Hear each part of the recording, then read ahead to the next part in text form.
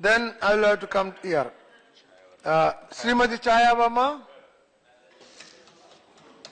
बहुत बहुत धन्यवाद सर। मैं अपने पार्टी के लीडर को भी धन्यवाद देना चाहूंगी जिन्होंने मुझे इस महत्वपूर्ण रेलवे बजट पे बोलने का मौका दिया। रेलवे दुनिया का सबसे बड़ा सार्वजनिक उपक्रम है।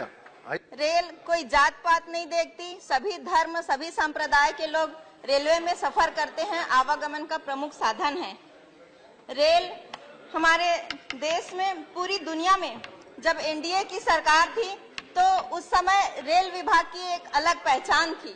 वो बात अलग है कि अब रेल को दूसरे विभाग में मर्ज कर दिया गया है, तो इसकी रेल विभाग का जो ग्लैमरस है वो खत्म हो गया है। हम जब छोटे थे तो रेल में तीसरे दर्जे में सफर करते थे तो कहते थे कि हम महात्मा गांधी के दर्जे में सफर कर रहे हैं और अपने आप में गौरवान्वित महसूस करते थे। हमें गर्व होता था कि हम तीसरे दर्जे में सफर कर रहे हैं। आज रेल इस बजट में हमारे बहुत से सांसदों ने बहुत सारी विचार रखे हैं, मैं उस बात को दोहराना नहीं चाहती। मैं एक मुख्य बात पे सभी का ध्यान आकर्षित करना चाहती हूँ कि रेलवे में बहुत अधिक पद, 15 लाख रिक्त है अभी पद। जब से अब भारतीय जनता पार्टी की सरकार बनी है तब से रेलवे विभाग ने किसी को नौकरी नहीं दिया है। मैं कुछ दिन पहले हमारे जो रेल मिनिस्टर है उन्होंने एक मराठी न्यूज चैनल में कहा था कि रेलवे अप्रेंटिस को नौकरी देने, जो रेलवे में अप्रेंटिस करते हैं उनको नौकरी देने के लिए कहा था कि हमें नौकरी देने का कोई नियम नहीं है रेलवे में। हमने अप्रेंटिस ग्रुप डी भर्ती में 20% आरक्षण दिया है और उसके तहत हम नौकरी देंगे, ऐसा रेल मिनिस्टर जी ने एक न्यूज चैनल में कहा था।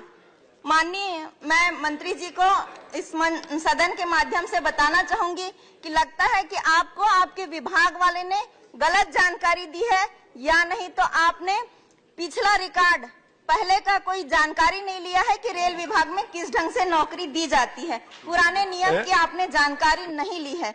इस विषय में मैं आपको बताना चाहूंगी कि आज से पहले कई बार अप्रेंटिस उम्मीदवार को जीएम पावर के अंतर्गत नौकरी देने के आदेश जारी किए हैं और इस आदेश के तहत आज से पहले, आपकी सरकार बनने के पहले पूरे भारत भर में 40,000 अप्रेंटिस उम्मीदवारों को रेलवे में नौकरी दिया गया और इसमें 20% आरक्षण नियम की वजह से आपने अप्रेंटिस वाले बच्चों के भविष्य के साथ धोखा हुआ है।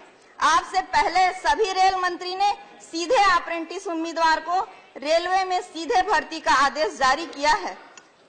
इसलिए मैं आपसे निवेदन करती हूं कि 20% आरक्षण के नियम को रद्द कर पहले की भांति रेलवे में आप रेलवे अप्रेंटिस उम्मीदवार बच्चों को आप नौकरी दें।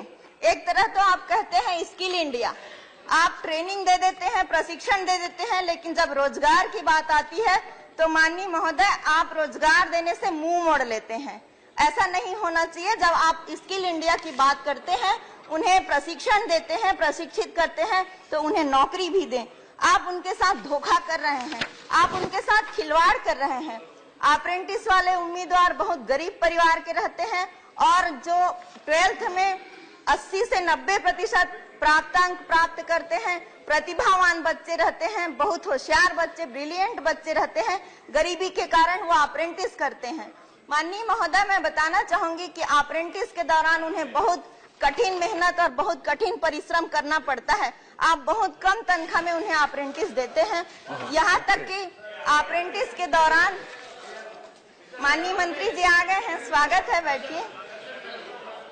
अप्रेंटिस के दौरान कई लोग का हाथ पैर भी फ्रैक्चर हो जाता है, अपंग हो जाते हैं। उन अपंग बच्चों को भी आपके विभाग में नौकरी नहीं दी जाती। ये तो बहुत ही दुख की बात है कि अपंगता के बावजूद भी उन्हें नौकरी नहीं मिलती।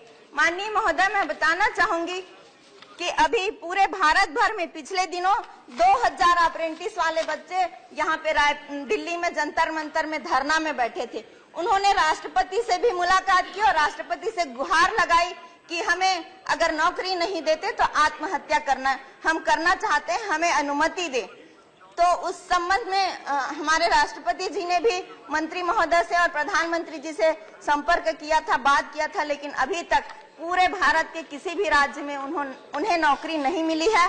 माननीय महोदय, मेरा ये निवेदन है इस रेल बजट के माध्यम से कि अप्रेंटिस वाले लड़कों को आप नौकरी किसी भी कीमत में सीधी भर्ती 20% के आरक्षण के नियम को हटाकर सीधी भर्ती दें। हर शहर में रेलवे स्टेशन के आसपास बहुत जमीन खाली पड़ी रहती है। राज्य शासन उस जमीन को अपने उपयोग के लिए आवेदन करती है, मांगती है, लेकिन अभी तक मेरी जानकारी में नहीं है। हमारे रायपुर जो बहुत बड़ा डिवीजन है, वहां पर 8 हेक्टेयर की मांग वहां के मुख्यमंत्री और वहां का नगर निगम का महापौर, वहां के पार्षद और वहां के कलेक्टर भी कई बार 8 हेक्टेयर जमीन को बीएसयू की मकान बनाने के लिए मांग किए हैं, लेकिन अभी तक वो मांग लंबित है। इस मंच के माध्यम से मैं कहना चाहूंगी कि वो मांग पूरा करें। माननीय महोदय, आप जो बुलेट ट्रेन चलाने की बात कर रहे हैं, यहाँ तो साधारण ट्रेन ठीक से चलती नहीं है, बहुत लेट चलती है, लेकिन बुलेट ट्रेन अभी दिल्ली से निकलकर आगरा तक पहुंची है। उस बुलेट ट्रेन का भविष्य क्या होगा समझ से परे है। लोको पायलट का बहुत सारा पद खाली है।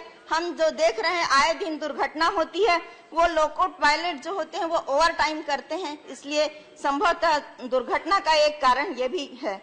और जो बिना फाटक के बहुत जगह बिना फाटक का रेलवे स्टेशन बना हुआ है, उन्हें बंद कर देना चाहिए, क्योंकि मैं देखती हूँ कि ग्रामीण क्षेत्र में बहुत जगह फाटक बना रहता है और वो फाटक समय से न खुलता है न बंद होता, और ऐसे फाटक केवल दुर्घटना का कारण होता है।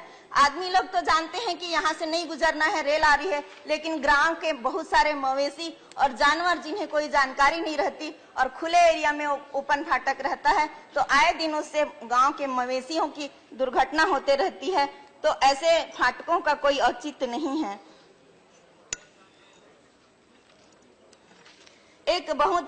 रायपुर का एक बहुत प्रसिद्ध ऐतिहासिक रेलवे लाइन है, जो रायपुर से निकलकर केंद्री होते आगे धमतरी की ओर जा रही है।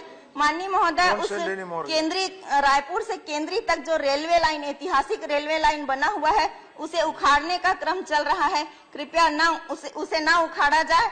और इस मंच के माध्यम से मैं कहना चाहूंगी कि बिलासपुर सबसे बड़ा आमदनी देने वाला जोन है, जो कि छत्तीसगढ़ के आदिवासी इलाका बस्तर और नक्सली इलाका है बस्तर, वहां पर पूरा आधा अंचल, छत्तीसगढ़ का आधा आदिवासी अंचल बिना रेलवे लाइन का है। वहां पर आदिवासी महिलाओं को एक माचिस और नमक लेने तक के लिए 5-5 किलोमीटर दूर जाना पड़ता है, और अस्पताल तो 20-20, 25-25 किलोमीटर की दूरी में है। अगर ऐसे स्थान पर आपकी रेल लाइन बन जाए तो आदिवासियों का समुचित विकास होगा, छत्तीसगढ़ का विकास होगा और नक्सली भी उससे प्रभावित होंगे। नक्सली समस्या कम होने में बहुत ही सहायक सिद्ध होगा। अभी रायपुर से बलौदा बाजार से होते हुए झारखंड रेल लाइन जो स्वीकृत हुई है, लेकिन अभी तक स्वीकृति होने के बावजूद उसमें कुछ भी काम नहीं हो रहा है। कृपया उसे जल्दी शुरू करवाएं। अभी तक ये भी सुनने में आ रहा है कि पूरा रेलवे विभाग को निजीकरण करने की बात चल रही है। अगर ऐसा होगा तो रेलवे के साथ बहुत बड़ा धोखा होगा और रेल में चढ़ने वाले सभी भारतीयों के साथ बहुत बड़ा धोखा होगा। मैं इस मंच के माध्यम से निवेदन करूंगी कि रेलवे को कभी भी रेलवे विभाग का निजीकरण ना किया जाए। धन्यवाद। जय Hind. Thank you very much. Now